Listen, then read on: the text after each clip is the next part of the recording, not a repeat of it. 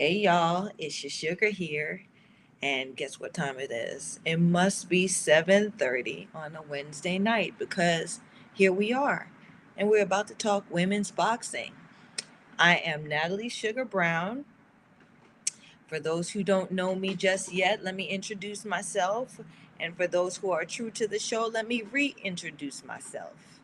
I have I am Natalie SUGAR Brown. I also known as Miss Too Bad, been in this game for a very long time. So I'm a crone now, as they would call a woman who has or female boxer who has been through the journey, and now I'm out. I am actually out, and I'm giving everyone an authentic perspective and um, view of what it is to be in the industry and be a female or a woman in the industry of women's boxing.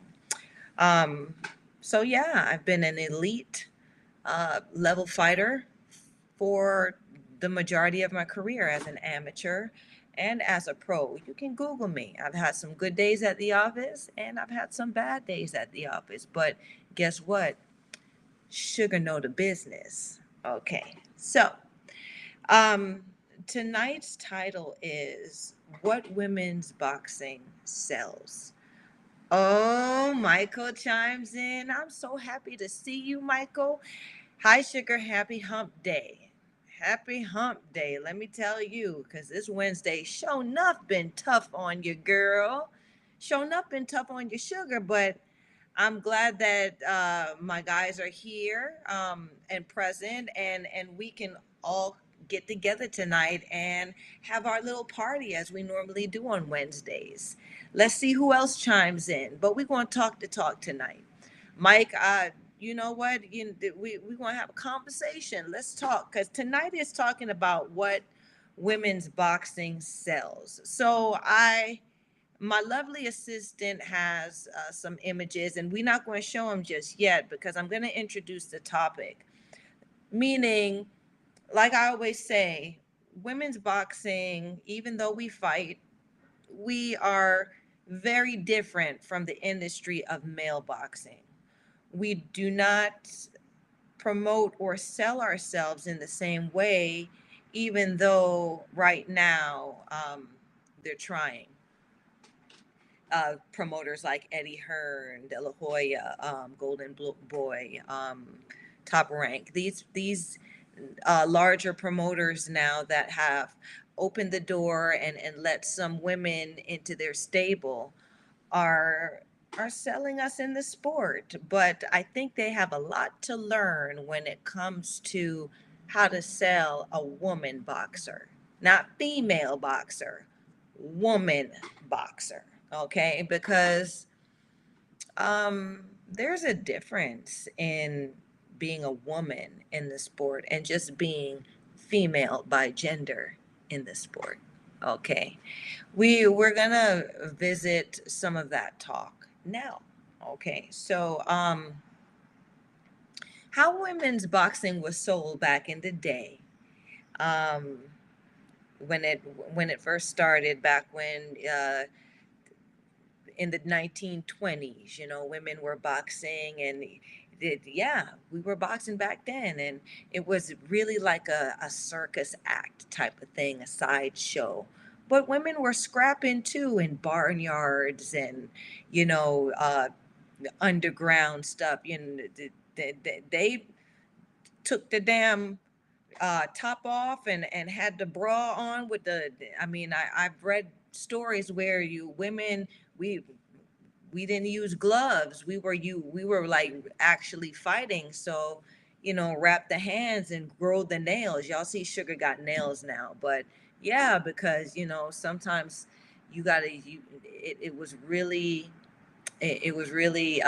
archaic for women fighters back in the day, but we were fighters nonetheless. And I don't want y'all to call it nothing else, okay? I don't want y'all to call it MMA, wrestling, worldwide. We was fighting. That's what we were doing, okay? And so as time continued, we were still fighting. We still made it to platforms. Barbara Brutrick back in the 1920s, small gal, but she was quite a fighter, and she made a name for herself in women's boxing in those times, right on up till women started making a bit more of a name, mainstream in the 50s and the 60s, and the 70s. Tiger Tremar, Kathy Cat Davis, all of the Tonawanda, all of these names. I hate just throwing names out there, but these are the names that come to my head, um, as the real trailblazers of, um, now taking, not trailblazers of women's boxing, trailblazing trailblazers of taking it from underground to a more commercial vibe. Okay, people talk about trailblazers and legends and all of that stuff, and really don't know who the hell name they should be calling, right? When you talk about trailblazers, you're not talking about Christy Martin, Lucia Riker, Layla Ali. You're not talking about those figureheads, those people that were made. We're talking about trailblazers, women like Tiger Tremar, who actually went to the state commissions and got licensed, tried to get licensed, and were rejected, and had to fight for the right to make a living being a fighter, not legitimately, not fighting underground, and risking your life for something that may not even uh, turn out to be and anyone has accountability. Once we start licensing and once we start doing all of that stuff, then people become, or have to become, accountable for what goes down. Okay, so the trailblazers were the first women who got their licenses to become professional boxers and make a living legitimately as fighters. So, moving on. Um, it's been quite a road. It's been quite a road because, the pros came first, and then the amis, the amateurs came, which normally is the other way around. The amateurs, and then you become pro. But like I said, women's boxing was never the same and was never sold the same as male boxing. Okay. Uh, so, going into follow me now, uh, going into the story of how this thing progressed.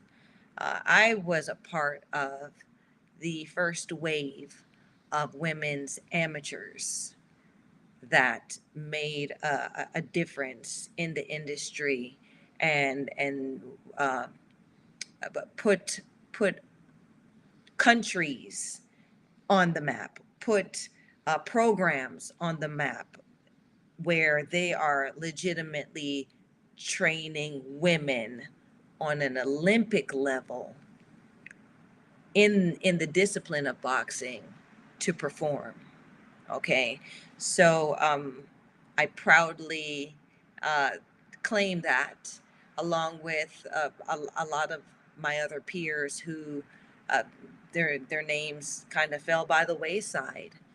Kanisha Ely, Veronica Simmons, uh, goodness, Janine Martin, Mickey Pryor, all of these, and those were New York ladies. There's the West Coast, Blanca Gutierrez, just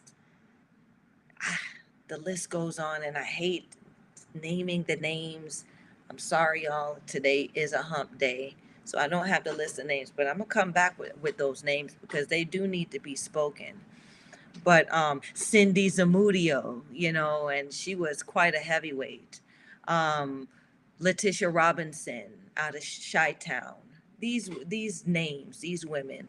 Um, that were feared in the pro game. So at that time, the women's amateurs, we came out and we were actually being taught as the sharpshooters. We were having a lot of experience more so than the women pros, because as a professional now, you're only fighting when there's a professional opportunity. As an amateur, there are tournaments, there are shows, and even though they say they're fewer and far between, we were able to fight each other and we were able to help each other extend to a standard of which, we surpassed what the pro women were doing. Okay, so I said that to say this. Um, Legends wouldn't fight us, right? They blocked us out the game. They cut our money. So when we were starting to turn pro, even in sparring, they wouldn't spar with us. I remember old champion, world champion Mitzi Jeter was in my kitchen, and she was nice to a certain degree, but she wasn't let me take you under my wing and guide you type of nice. She was a nice where, bitch, you better not come think you can claim any grounds that I have.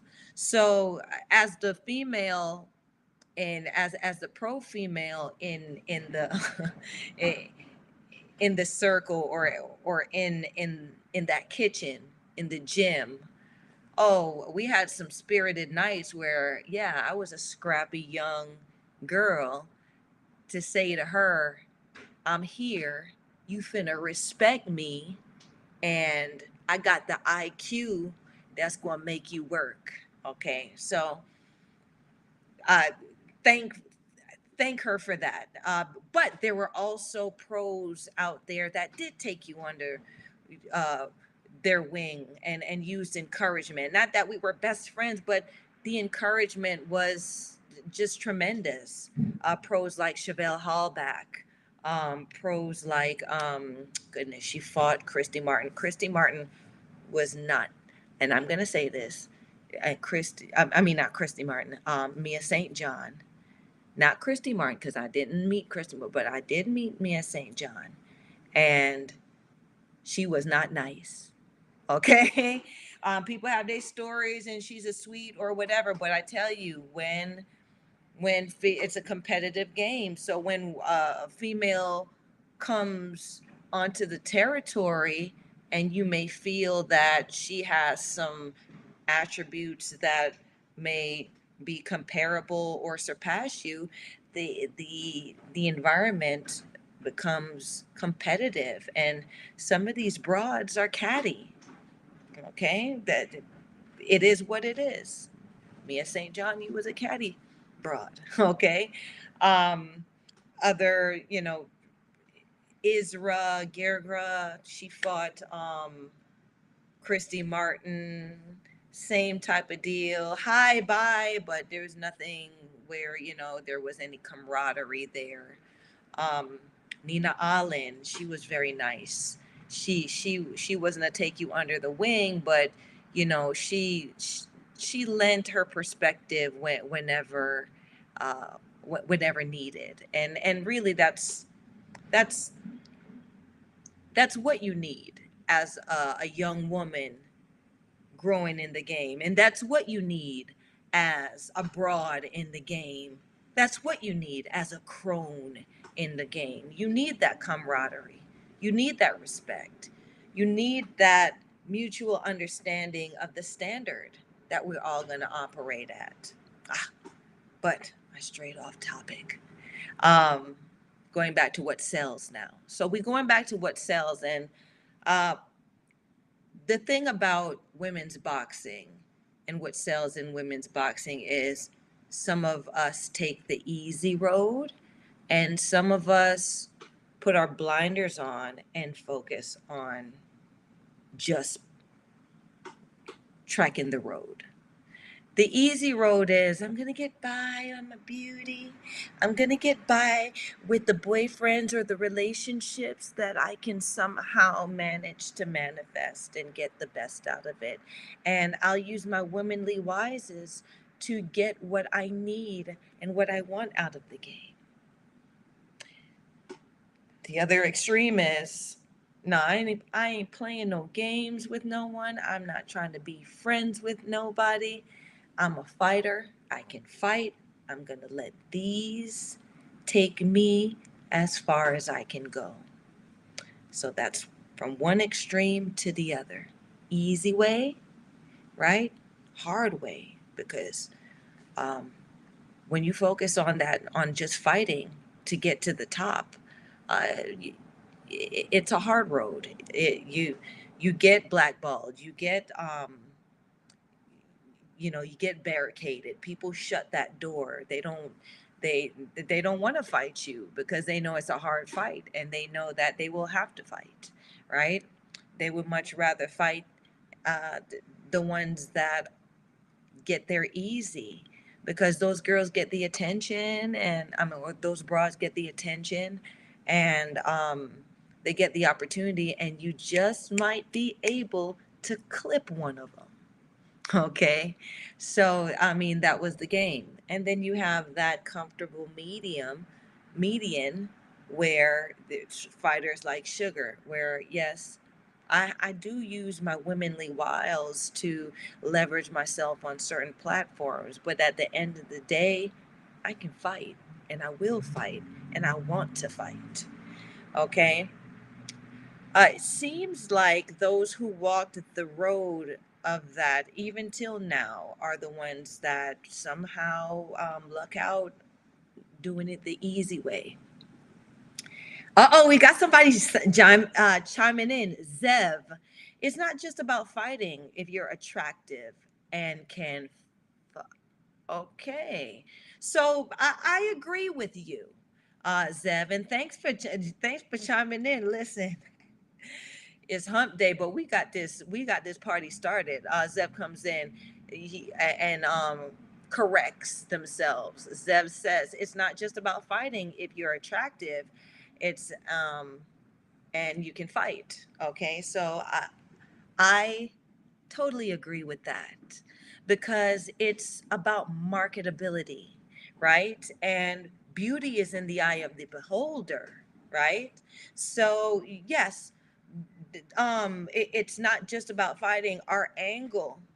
Um our angle is using what we are, women, to sell and market what we do. So Zev comes in again. um it's about selling tickets and making money.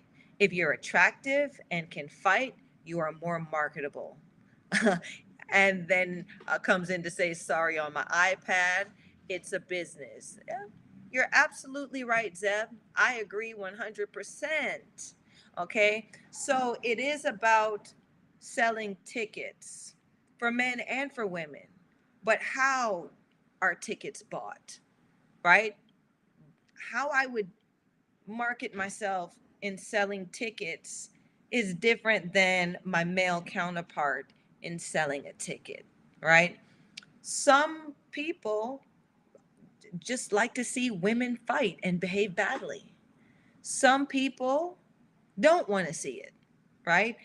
There are corporations, companies, and all of that support certain things to a certain degree. Okay, Michael Orr chimes in. Advertising and marketing gurus have been using hot and attractive women to sell products for as long as I can remember. Michael Orr also says, um, boxing is a product that needs to be sold. Okay, so I hear y'all, and I like it. It's a party. Okay, but that's not how women's boxing is sold. Yeah, I said it. Okay, women's boxing isn't really sold about with the idea of, oh, she's hot, oh, she's attractive, I want to see her fight. women's boxing is sold is, oh, she's hot and she's attractive. I want to see how she looks when she gets her ass beat. I want to see how she looks when she takes a punch. I want to see how she comes back from it. I want to see her behave badly. That's the appeal. They really not trying to look at if she could fight. And it was heartbreaking for me too when I realized that. They're not trying to see, oh, she could fight. Oh, she punches hard. Oh, no. There have been worse. There have been horrible female fighters that just can't fight, and they have been um, the grandest money makers. It's marketability, and it's like I said, it's you guys are right in that sense. I totally agree with you, but it's using your angle. Okay, so um, developing a persona, because like I said, it's about whether you like the broad or not in women's boxing. It's not about if she can fight. It's not about how pretty she is or how not pretty she is. It's about whether you like that broad or not. Okay? She may not be the most attractive broad, but you like her swag in there. You like her personality. You like what she does at the weigh-in. You like the shit she talks, right? May not have anything to do with the way she fights. You just like her swag. And you'll always show up to see her execute, okay? Whether win or lose. Because in women's boxing, that's what our fans are. Our fans are our fans, win or lose, because they like the broad, okay? So Sugar, I speak for myself now. I have diehard fans because I've gone on so many hiatuses and have to come back and reinvent myself. And every time I had to come back, I was a different Sugar. I came back better. I came back different because I had to keep the audience interested, and I had to reintroduce myself to my fans every time. Um, I came back with different styles in my fight, right? But I also kept certain things that my fans loved about the old Sugar that came up. So it's following it, much like men boxing used to be way, way, way, way back in the day. How we sell women's boxing now is following that woman on her journey to crone-ship. Okay. And I've explained this in previous sessions that we've had, that we've, that previous episodes where there's phases of evolution in women's boxing, right? You start off as, you know, a young amateur, okay? Uh, we call them Ammies. We call them greenbacks. We call those that they really haven't been in a real fight. They've been in amateur fights, and we don't talk about them too much, right? Because they haven't played the game the way the game is played just yet. Then you become a professional. Okay. And so, as a professional, you start off as a prospect. You're abroad. Okay. And abroad is a female who is willing to fight. Okay. Um, then you evolve and you become a crone. Okay. And that crone is the older version or the older fighter who she's been in the game. She might have been an amateur. Then she was a professional broad, and then she has evolved into a crone. And the crone is she's been in the game. She's seen it all. She's now come into her own as a woman, and she is ready to she's mature where she can take on all opposition, and she's just at this point entertaining to watch in her performance. Um, David Chase, hey David. David comes in saying Michaela Meyer has real potential to be one of U.S. boxing's biggest stars. All right, David, that's a bold statement. Can you elaborate on why you feel like Michaela Meyer has real potential to be one of U.S. boxing's biggest stars? Come on back. Let's talk. And anybody else who may agree with David, come on. Let's talk about this. Michaela Meyer's name comes up. Um, and yeah, she's quite popular. She was a part of that first wave of young greenbacks that went to the or was attempting to go to the Olympics. I think she got beat out by, is it Queen Underwood? Snatched that dream from up under her. I think that was. I think Queen took it from her. So I'll give you my take on Michaela Meyer. She does have the potential to be a star. But okay, David comes back. Mayer is currently ranked sixth on DAZN's women's top 10 pound for pound list. Needs a win against Baumgardner, though. All right, let me tell you something about these rankings.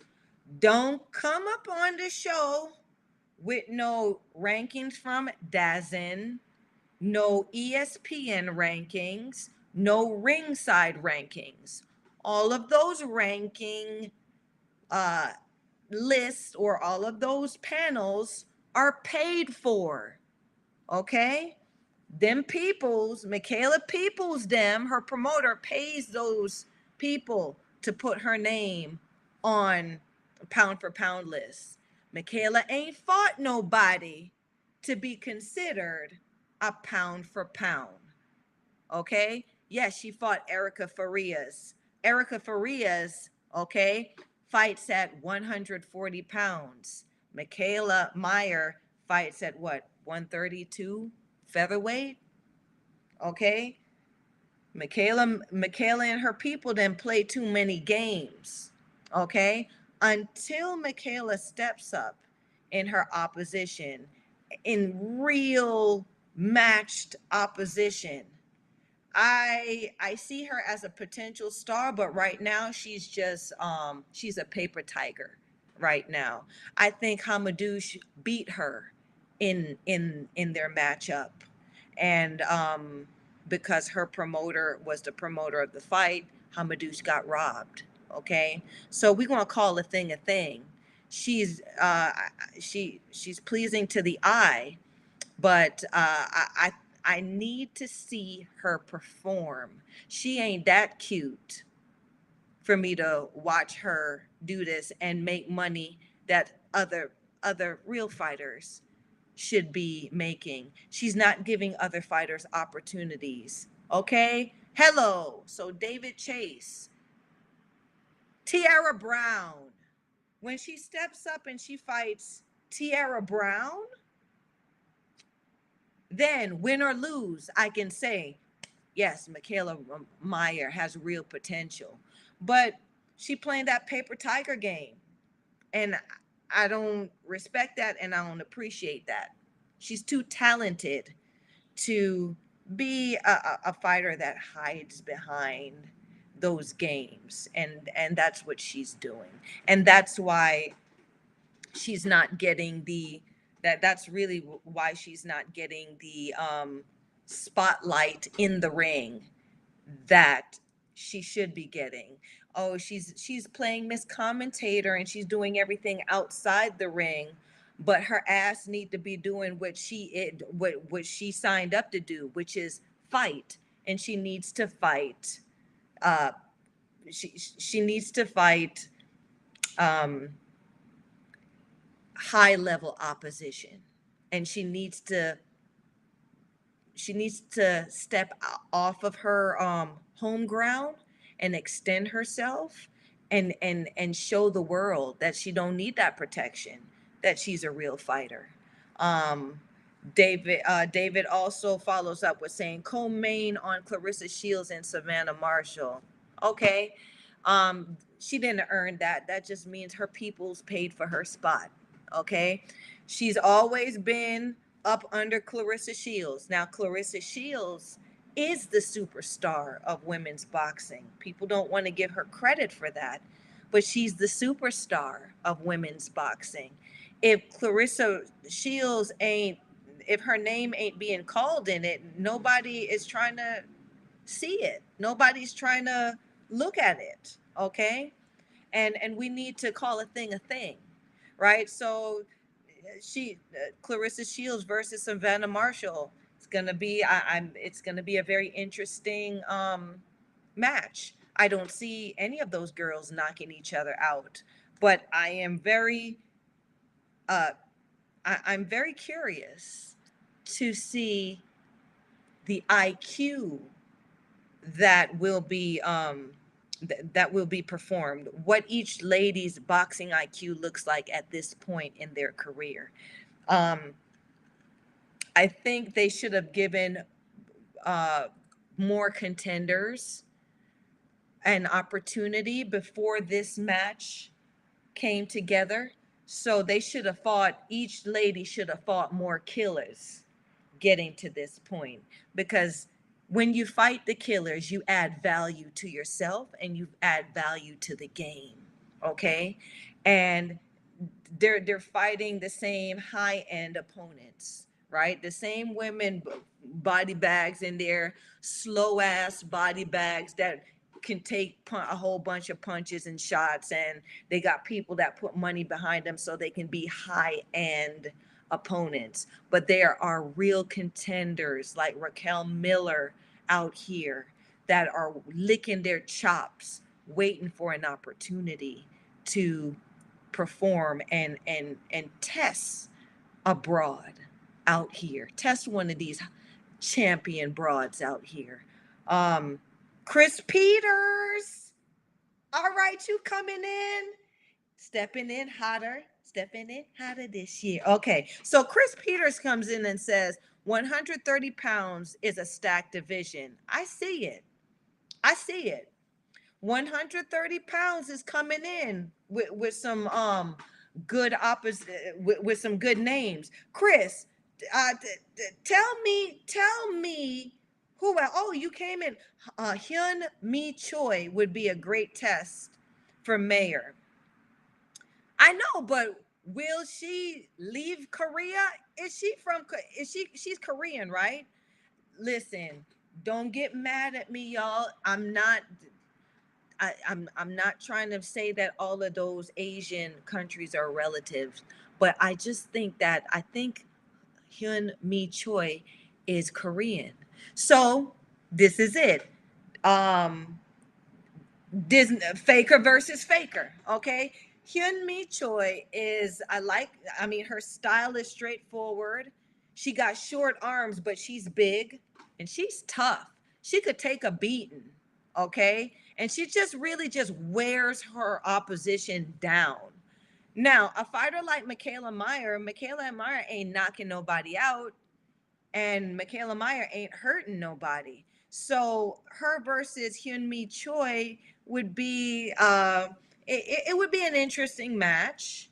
I think that match, the winner of that match, would depend on whose porch they fighting on. Okay, because I don't see any of those girls leaving her porch to fight anybody. Michaela Meyer doesn't step outside of her neighborhood, and Hyun Mi Choi doesn't do it, right? And so they sit with they sit on these belts and they don't want to fight the opposition that they should fight. And there are contenders, there are real contenders waiting for opportunities to fight them, and they won't fight those girls.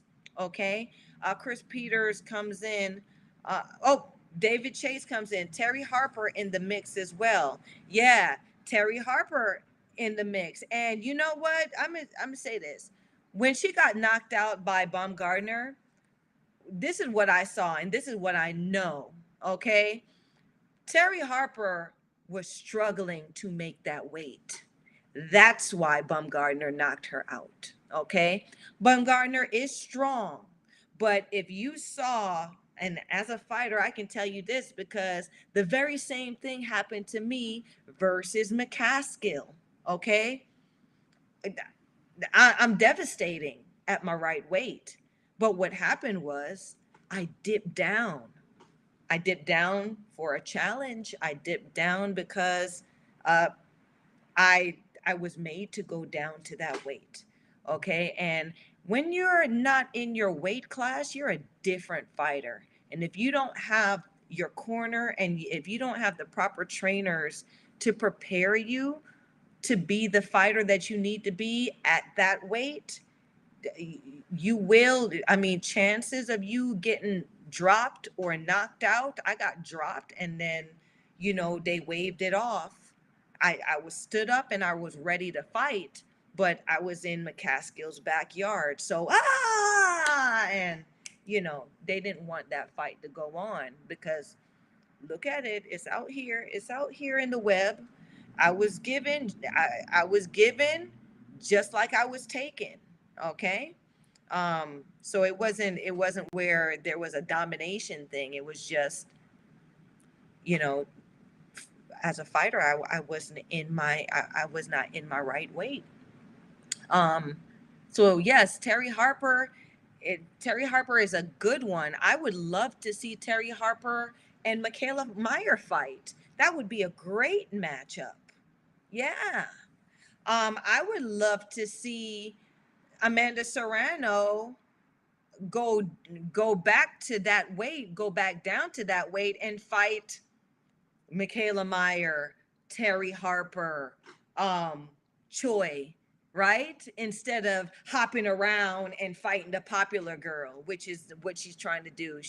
Right? Serrano, she fought some decent opposition, padded her record up in Puerto Rico and stuff, got the big fight against the darling Katie Taylor. And now what? Right? Because yeah, what is it? Jake Paul got her as the one legitimate thing on his cards now, so he can be a boxer, who doesn't really fight real boxers and make lots of money. He's found a glitch in the matrix. I hate it. Why? Because as a fighter, I worked hard to make money. I worked hard for the opportunity to get on certain platforms. And you telling me because you used to play video games and you would used to be a Disney boy that now you get to play like a boxer. I'm not a real boxer, but I play one on TV. You get to fight people who aren't even boxers and be considered a boxer and make lots of money. Nah, we need to raid the ring and make him fight a real boxer, a real fighter, someone who is in that uh, pay scale that he's embarking on and see how well he does earning his money as a boxer. Um, Chris Peters comes in and confirms that I know what I'm talking about. Choi is Korean. Thank you, Chris. Mwah. Thank you. And David Chase comes in. Yup, Choi hasn't really fought anybody noteworthy. Okay. Uh, don't let me tell it. You see it. Right, so and these fighters sit on the belt and the belt is what makes the money. You see what I'm saying? Now people, the sanctioning bodies are stopping stuff from happening, so unless you are playing the ranking game, it's going to be hard for you to make money. Other Contrary to back in the times where I was coming up, where you can make money as a fighter as long as you can gain a following and fanfare. They're cutting that out, right? They cutting our water out here, Broad's water out here, right? They're making us play that sanctioning body game and it's not fair, right? As long as they can pay that bill every 3 to 6 months Oh, no, no, no, no. I don't want to defend. Here's a couple $1,000s for me to keep the belt. They'd be like, yeah, yeah, I'll take your money. Right? Until that fighter can't pay the sanctioning fee anymore. And then they say, no, you have to fight somebody, because now, as the sanctioning body goes, they just want somebody to make money off that belt. So if you can't pay the bill to hold that belt, they're going to make you fight somebody abroad that's going to pay the bill for that, for them belts. Hence why I'm gonna have to I'm gonna have to tell somebody business. Hence why Cecilia Breakhus, we sorry, sorry, baby girl, and this ain't gossip, okay? I'm just telling y'all how it is out here. Like, we women, and we talk about each other. We talk that, girl, you see she doing bad out here. You saw, yeah, she was down there. She was down there at Crunk training, trying to get back in. Yes, that we do that. So Cecilia Breakus now, they calling her the bag lady out here. Why? She ain't got no more money. She can't bring in the bags. No, she ain't got the bag no more. She the bag lady. She's trying to find a home. She's homeless. She don't have no big name promoter behind her no more. She doesn't have that money making potential that she used to. But McCaskill did. McCaskill was able to get some real money behind her. And that's why McCaskill has all the belts at welterweight. I think it's welterweight. Yes. Right? But the funny thing about that path is, I stood on Cecilia Brækhus's porch most of our career. Okay, I turned pro first and she turned pro after. I stood on her porch and I said, listen, let's fight. Let's fight. Let's fight. Okay? Contract, let's fight. Let's fight. She fought everybody else. She fought everybody else. Sugar didn't get a go. Sugar didn't get a go. And the one bitch that beat her was the one that went through Sugar. You see what I'm saying? So I guess it was all in the stars.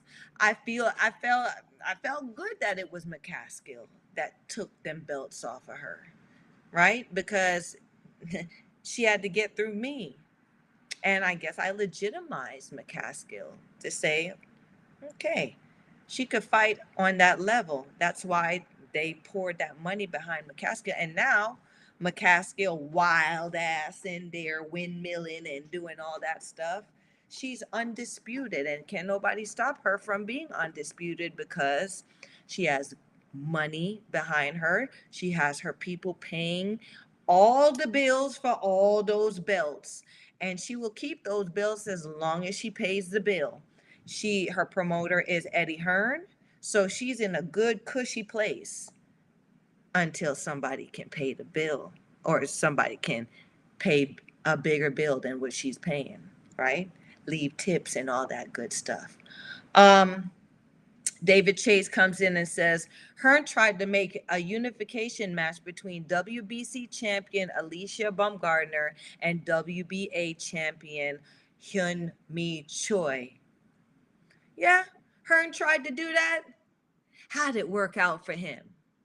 Korea don't play that. I don't care if your name is Eddie Hearn. You could be Santa Claus. You could be uh, Mary, Jesus Christ's mother. Korea ain't gonna play that game. They've been like that for years, for decades. No one has paid attention to them. But they've been like that for decades. You're not going to go and think you're going to make a match against an Asian champion and off their home ground.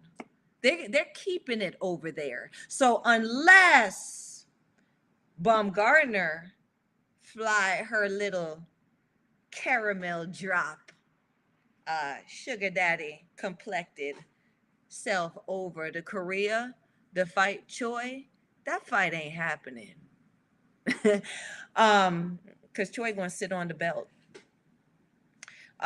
Chris Peters comes in. Depends. Devin Haney has all the belts, but Tank said he's the A side. Oh my God.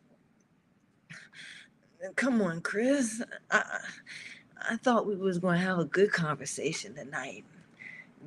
Don't don't make me cringe.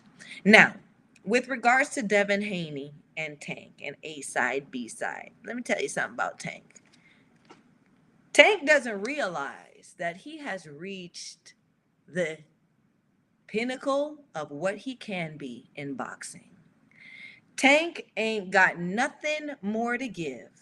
Tank has not evolved other than that big punch that he does. I think it's an uppercut. Okay. Tank does not perform in the ring. Tank has no flair or pizzazz outside of the ring. He's not very marketable. Honey, your days are numbered. Now, Devin Haney has been groomed since he was a young boy in the same camp, right? So Mayweather, they're both from Mayweather camp. They're both from Mayweather Promotions. So Floyd want to make money regardless, and he's going to make this super fight happen between Haney and Tank. But Tank don't realize that, yeah, he may need to hype this beef up between him and Haney, and he is not the A side. He's the elderly side. Yeah. As a promoter, what kind of sense? Because right, let's play the game of promoter. What kind of sense? What kind of longevity? What kind of long money am I gonna look to make? Making a 28-year-old geriatric, because 28 is old in men's boxing. Okay? What do I look like making him the A side? Where I got this young, y'all come in with the numbers. I don't know how old Devin Haney is, but I think he's something like 22, 23, something like that. I got more years of making money in the game with Devin Haney than to keep Tank on the A side. So guess what, Tank? I'm gonna hype this fight up between you and Young Blood, and what you're gonna do is you're gonna try your best. Right, you're gonna try your best because I'm gonna use you, because Tim Witherspoon said this in one of the Friday night panels that I was on, and I love that he said this. After you get your run at being the man or the woman, then they use you up in the game. You become an opponent, right?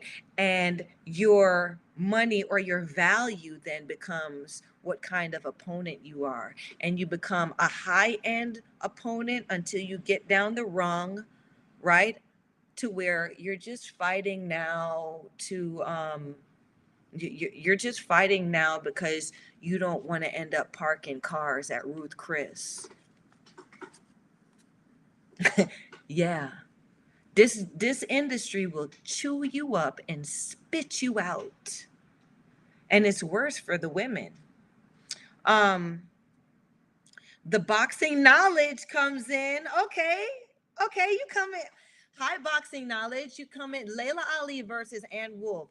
Who you think would have won? That was the first big women's fight. It never happened. Some pretty face didn't want to dance. Women of that era were more reluctant to fight. Okay, so let me tell you something about that era and these two women.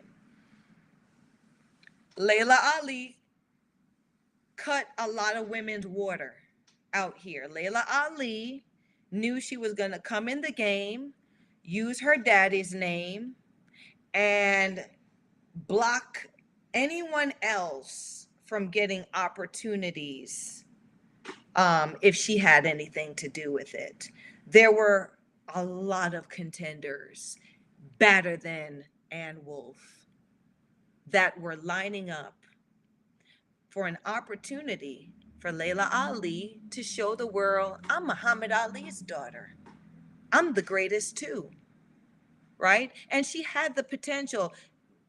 I'm going to say it, I'm going to say it.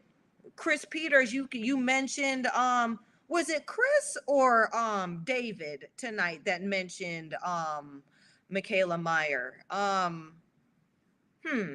Uh I think David was talking about Michaela Meyer and her potential. Well, Layla Ali is the same kind of thing, potential, as Michaela Meyer. Okay, Layla Ali did not fight the real contenders in her weight. Um, Her legacy is orchestrated. She was able to afford all the belts. She fought Joe Frazier's daughter. Joe Frazier's daughter ain't fight nobody, right? So they were daughters fighting daughters finding daughters, right? So it wasn't the appeal wasn't off of that these women were actual badass broads and they were contenders in there, and it runs in the family because they daddy was bad too. They just lucked out and got the lottery ticket. Oh my gosh, dad had fun one night, and here I am with his last name, and now I can make some money from it.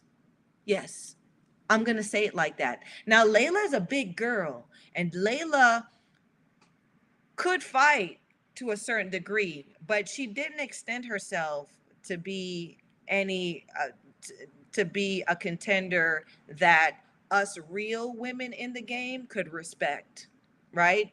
Y'all out there are impressed by Layla Ali because y'all don't know much about women's boxing, but we in women's boxing, we know about Layla, and we not really excited about her, right? That's why Clarissa Shields said, "What?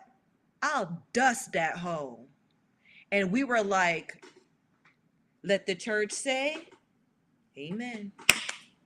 Because, yeah, right? And then people coming out talking about, oh, she needs to be respectful and pay homage. Respect what? She went to the Olympics. Clarissa Shields went to the Olympics and got 2 gold medals. Respect who? Layla need to put some damn respect on Clarissa's name. Let the church say. Okay. So David Charles comes in. Oh, versus Ann Wolf. So Ann Wolf was a raw dog, okay? That was a raw broad in the game, and she was trained old school. Her trainer, he's passed on now, but he trained her like, I mean, he put her through some grueling training. So she was hardwired. Who I thought would have won in that matchup though is Layla. If Layla had enough heart to fight Ann Wolf, because Ann Wolf had to fire, Ann Wolf would have fought Layla, right? Because Ann Wolf had nothing to lose. Ann Wolf came up hard from the street. She was homeless, right? So she had that fire in her. But Layla didn't have the heart to extend herself for that fight. I mean, she talks and says it was Ann that was scared, but Layla, if you really wanted the fight to happen, the fight would have happened. Okay, you Muhammad Ali's daughter. Okay, so I think Layla Ali would have won because Layla Ali is a bigger girl. That girl big, and she has some weight behind her punches. So and she knew how to box. She had good training. Uncle Roger trained her. So I think Layla, I would have bet on Layla in that fight. Her versus Jackie Frazier. Jackie Frazier actually won that damn fight. Y'all look at it again, right? But people were excited that Muhammad Ali was there, and he was like, "I'm sorry, I'm not doing it. The internet is a horrible place, and y'all not going to sit here and watch me do that. Y'all should have stopped me with Ali." Okay, but he was on the sideline, and we was happy just to see that he was present and he was watching his little baby girl fighting and stuff, right? But that that really had nothing to do with what was going on in the ring. Layla was getting her ass whooped by Jackie. Frazier lied. Okay. Um, uh, David Chase said the same with Garcia, I think. So, um, David Chase comes back with Garcia. I mean, if the little boy get his mind right, Garcia's there talking about he got mental health issues. Who ain't crazy in boxing? Who haven't been through shit? Who haven't been depressed? We walk around with some stuff going on. And you, little boy Garcia, got the nerve to be like, oh, mental health, and oh, I'm gonna sit your ass out somewhere and let the real men fight and fight for stuff. I hate when people bring up this little boy Garcia because you too soft. He's too soft. He might can box or whatever, but he's too soft. We need to bring back the rugged fighters also into boxing. Everybody has an amateur background, and this amateur background has become such a pageant.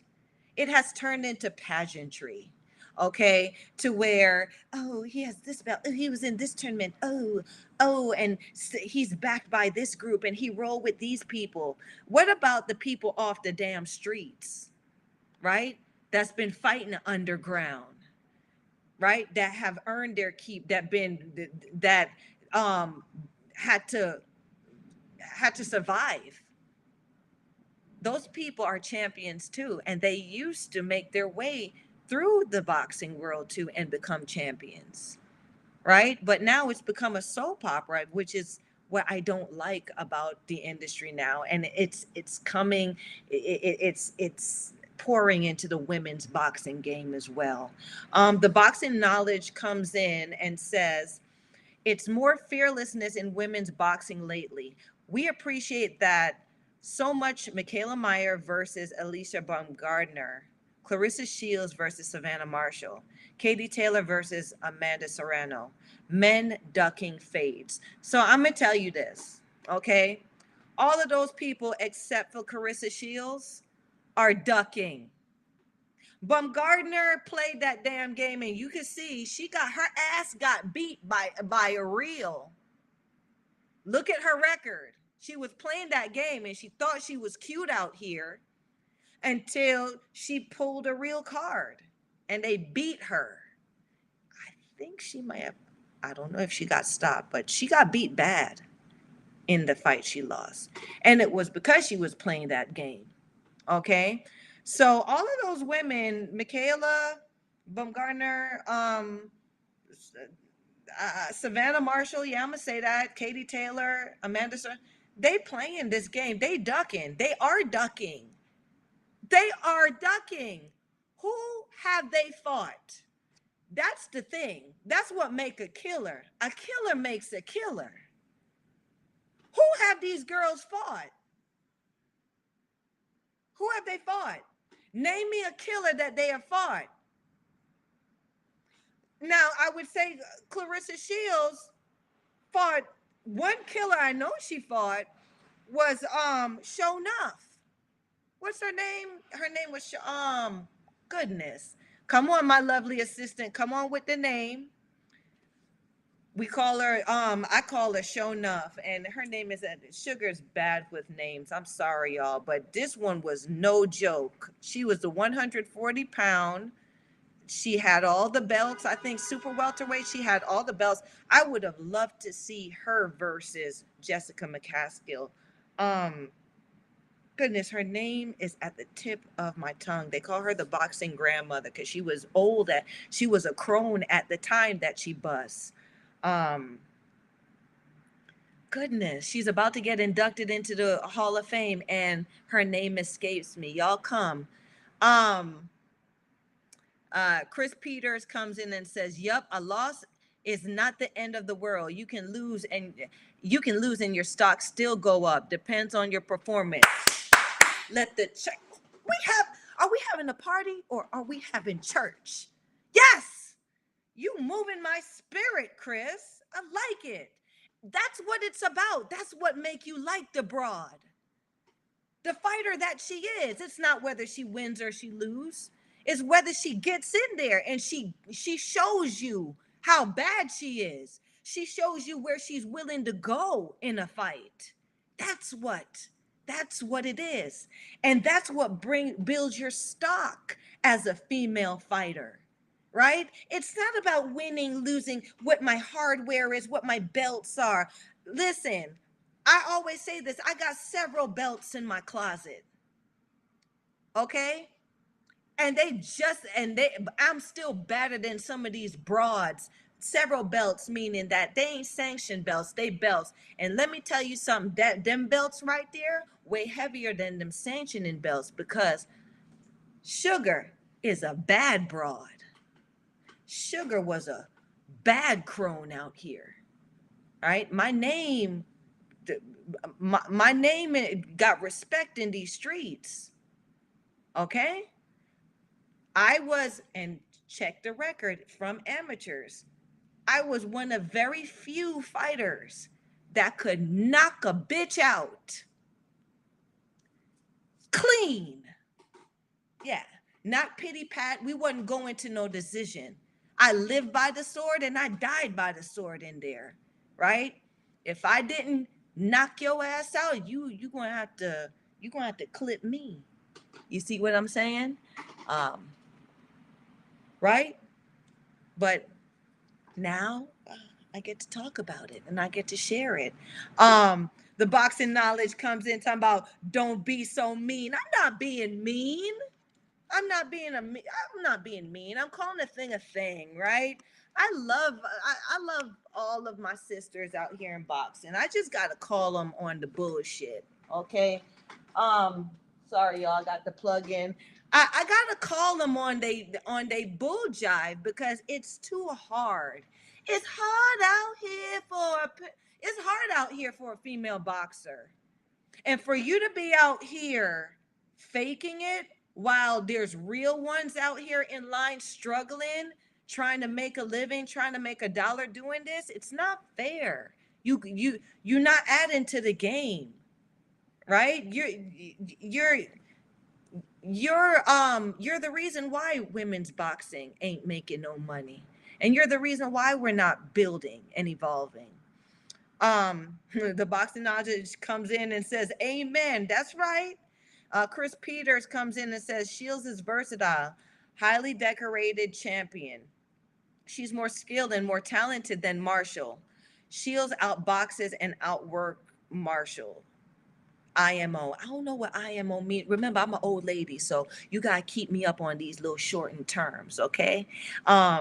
But I agree. I agree. I don't think Marshall is the fighter that's going to make Clarissa Shields extend herself in the ring. Savannah Marshall is has fought Clarissa Shields as leftovers. She hasn't made her own legacy in fighting her own killers, in her own skid row in her journey as a fighter. And that's what I'm talking about. That's what sells in women's boxing. I don't even have to use my images. We having a good talk tonight, y'all. Oh, in my opinion. Thanks, Chris. So what I'm saying is, yeah, you can't be like, this is women's boxing right now. Oh, you fought her? I'm gonna fight her too. Oh, you fought her? I'm gonna fight her too. Right? It's like wearing the same outfit to uh I, she wore that outfit to that last party. Ew, that's disgusting. Like, yeah, that's a woman thing, right? Don't show up at the same party in the same outfit as me. One of us gotta go. Right? So Shields, Savannah Marshall's claim to fame is that she beat Shields in the amateurs. This is the amateurs. We talking about amateurs that have you know the judges are the most, besides professional judges, the amateur judges are some of the slimiest mofos in the industry. Okay. um you might not, I mean, the points that they gave you, Marshall, could have gone like, this is the amateurs. We're not even talking about that. But that's your claim to fame. And then you fight Clarissa Shields as leftovers. You're not even bad enough to make your own skid row and find your own killers to prove how bad you are.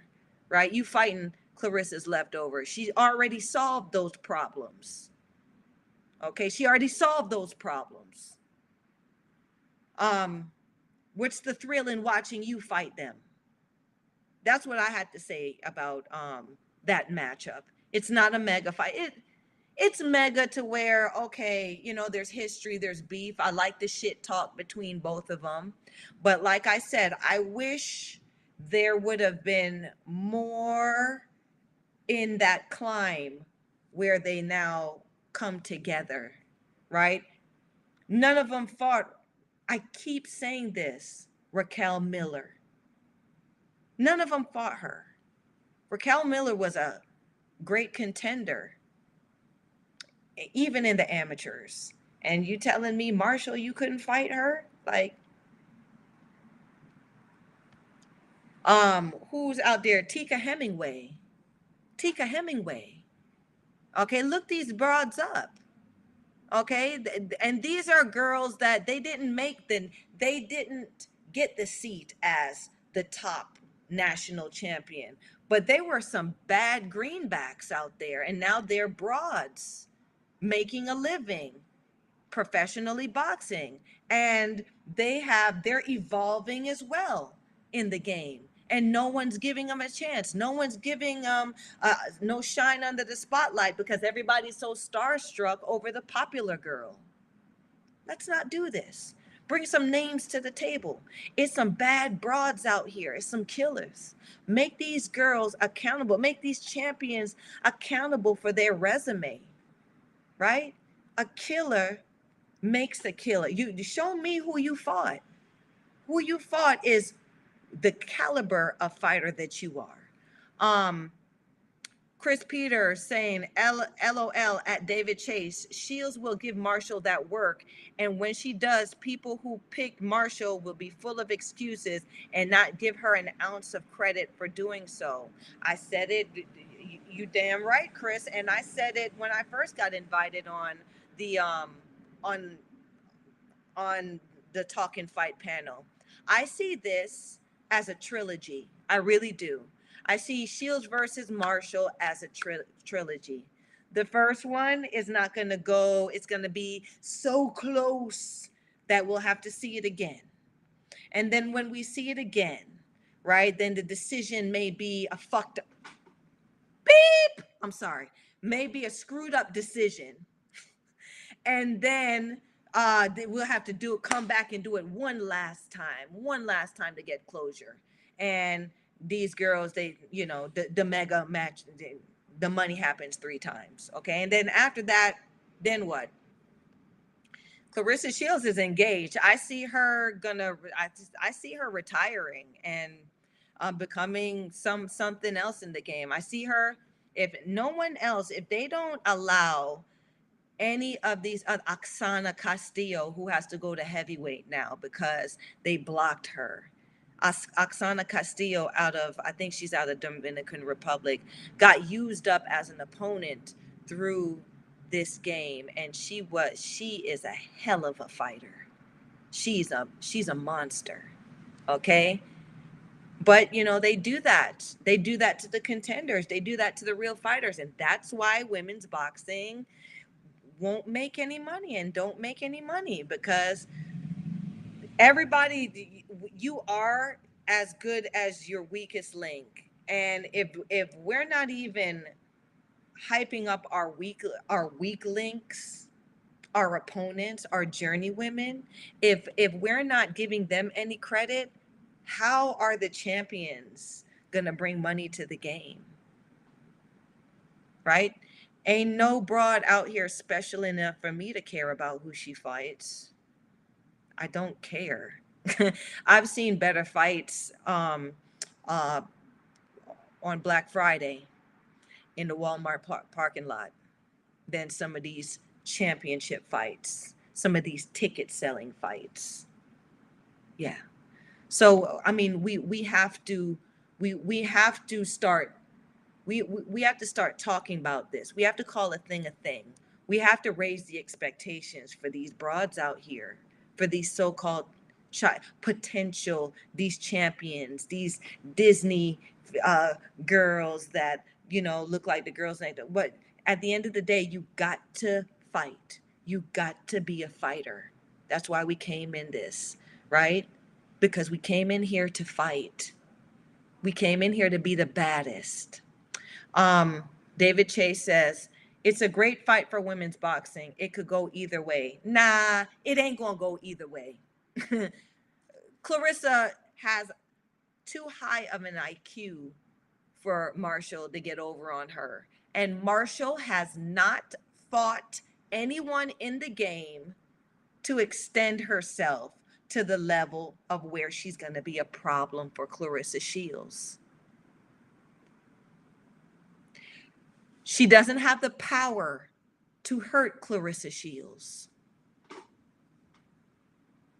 I just don't see where Savannah, David Chase comes in. Savannah is heavy-handed. For C-level opposition, she's heavy-handed. Savannah Marshall versus Christina Hammer. How do you think that fight would go?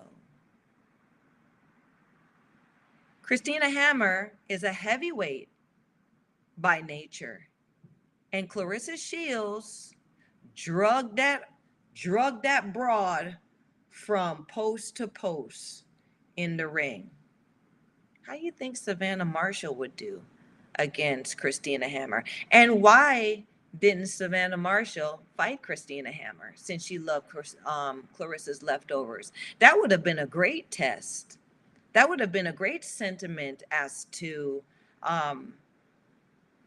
what caliber she is as a contender for Clarissa, because she's a contender. She's not on the same level as Clarissa. She's a contender like everyone else that Clarissa Shields has fought. Let's call a thing a thing. Enrique Luna. Okay, Enrique coming in, chiming in. Boxing promoters know the business side, but women's boxing can sell if they're on top of the boxing game. Women's boxing been selling.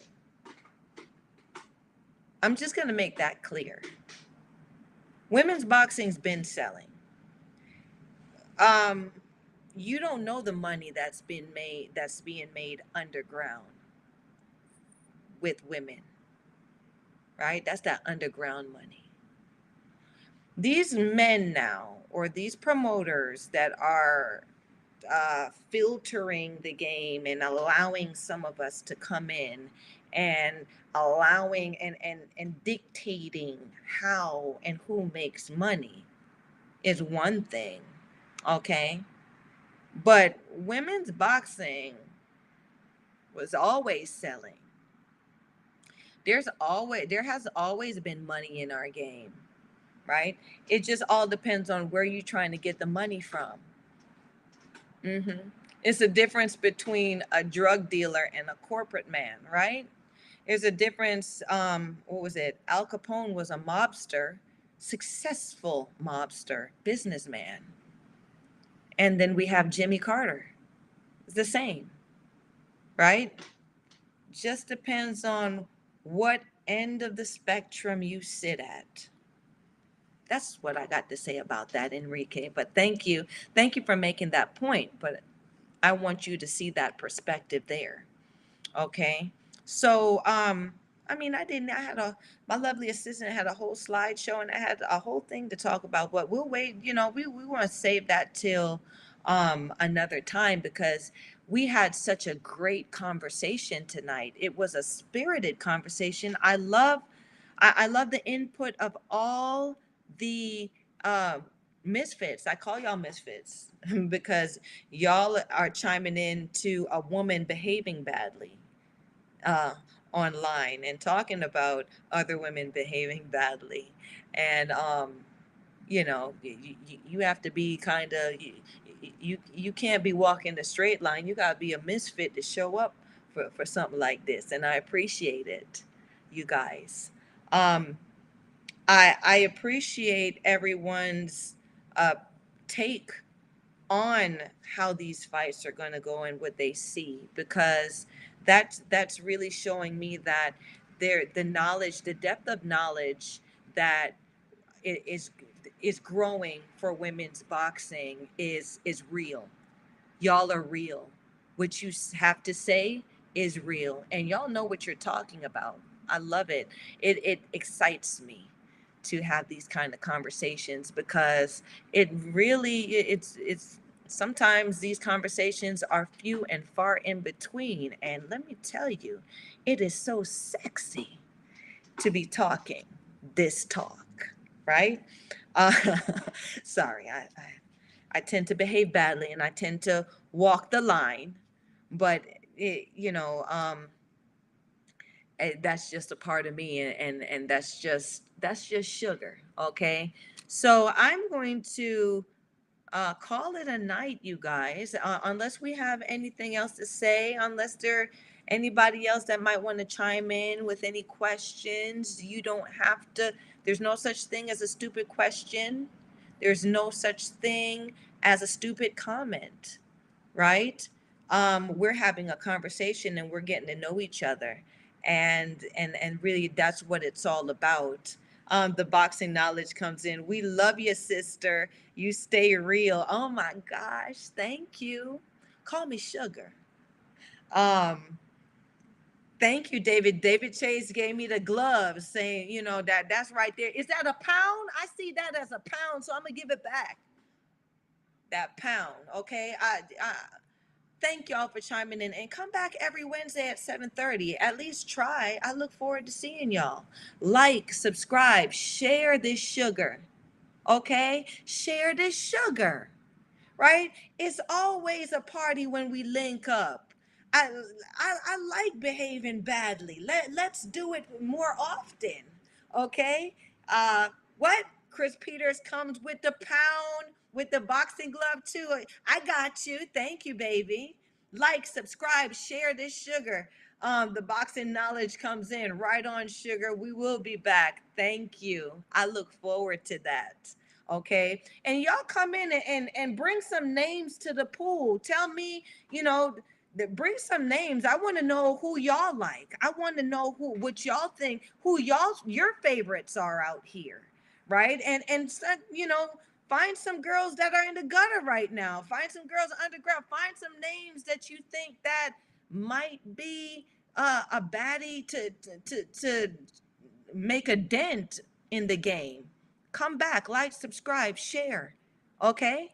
Um, and have a great weekend, y'all. You know that Michael Orr comes in on Fridays and talks about women's boxing, and I've been trying to catch up with him. I'm hoping that I can get catch up with him this Friday. If so, I'll see you then. If not, see you next Wednesday. Okay? Bye bye.